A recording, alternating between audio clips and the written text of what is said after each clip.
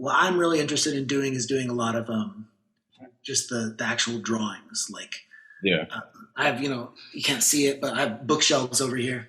And this whole bottom shelf is full of sketchbooks from just years of drawing. That's before music. Drawing was my big thing.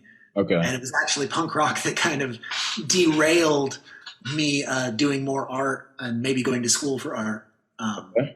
And then it was also being in a band with Aaron Nagel, who's such a good artist, that kind of discouraged me from drawing for years because it made me feel very inferior because he's a phenomenal artist and I draw in a completely different way.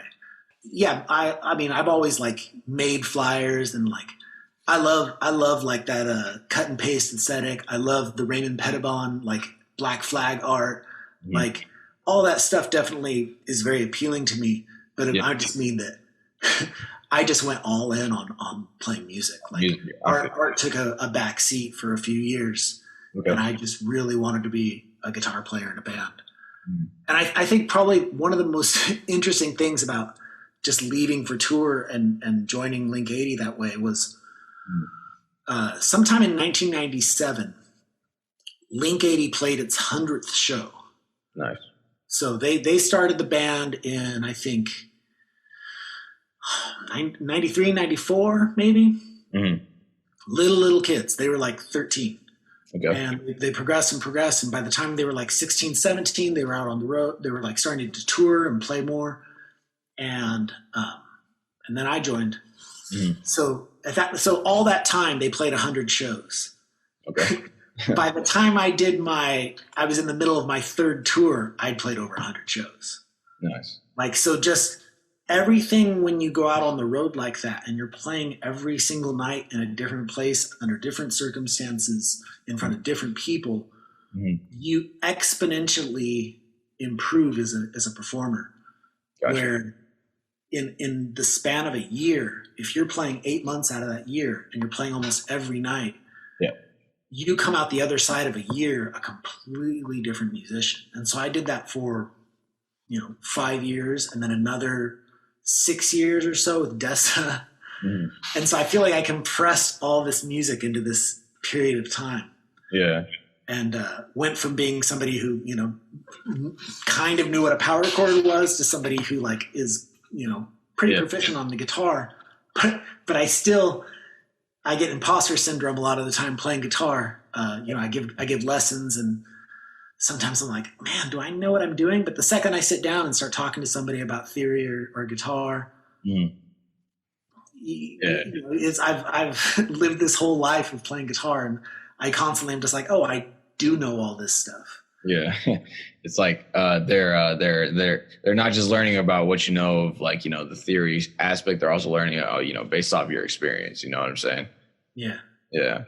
I was gonna say like you've done a couple art pieces for me. I've seen you done like you did the Ska Against Racism cover.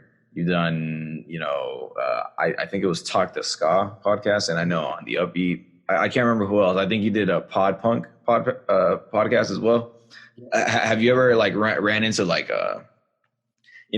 without naming any names, I'm just curious. Have you ever had like any clients that just kind of gave you a hard time, like, and you just like, damn, this is like a really annoying person to work with, or something along the lines of that? No, music's usually really cool. It doesn't pay super well because I mean, you've been really good about it. Like I gotta say, like you're one of the best clients I've had. And that's not to shit on anybody else, but I know from being in a band that people don't have a ton of money to throw around. And so like, for me at the end of the day, if I can just have my art on a thing that I know is going to be, enjoyed by at least the people in the band, but hopefully by their fans, like that's exciting to me. Like the fact that like, 10 years down the road, somebody could be like, oh, I had that record, you drew that thing. And that's cool to me. Like something about that really does it for me. Yeah. There's a lot of times when when I end up doing art for people and if I know they're struggling, I'm just like, don't worry about it. Yeah. And then I'm gonna give a little exclusive, a little confession right here. So like, I did art for you, and you actually employ a lot of really good artists for this podcast. You know, hats off to you. I think the graphic design for this podcast has been great from day one. You picked some really great artists to work with, and you know, as far as podcasts go, I really enjoyed this one. I listened to it a lot. A lot. I feel like a dick saying this right now, but I'm gonna say it anyways. Yeah. A lot of the logos that I've done have been because I didn't want to use the logo that the podcast was already using on my socials. I see what you're saying. Yeah. So like I would see their logo and I'd be like, wanted to get kind of like a better, like more something that was like you know? And I was just like, man, I can just draw something really quick and it'll be cool. And then if they want to use it, they can just use it. And then I'll you know, and then I don't have to post their thing. Some of these logos have just been because I just look at and here's the thing too. Yeah. Alex, when I say podcast logo to you, what's the image that pops into your head? What's the thing? It would have to be the name, you know, like something that encapsulates like the name. But if I just say generic podcast and there's a picture, what's the picture of? A microphone.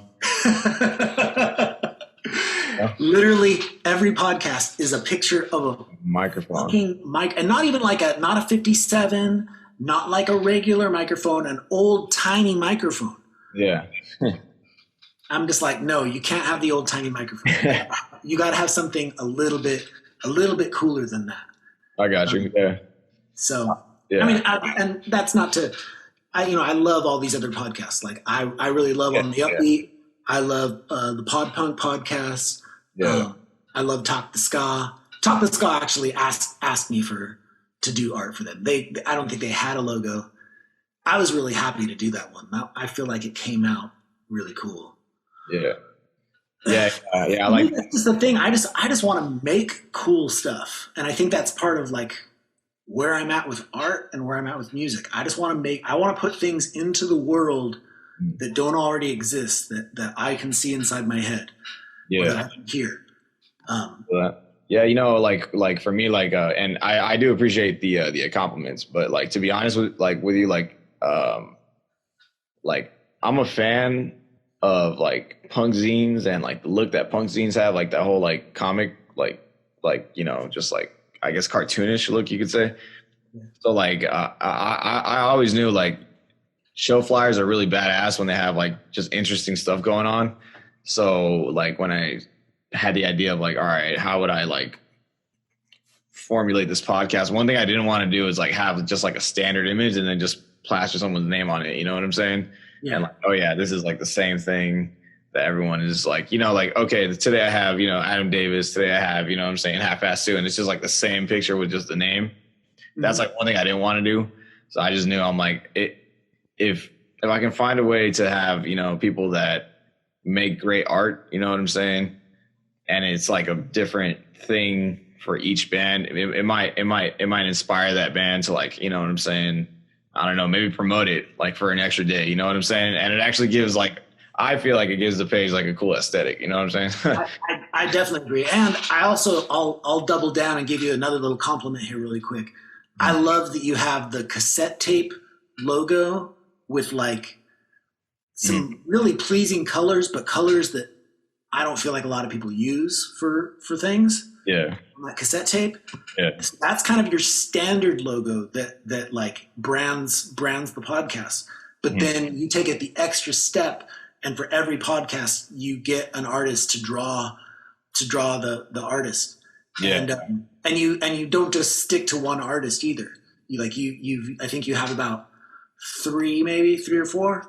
Yeah, I mean, honestly, like it's just, you know, like whoever's available, like. Right. I mean, like I think you're really onto something good, and I think you touched on something really important where it's easy to have a concept for what you want to draw, but actually taking the time to sit down and execute it is hard.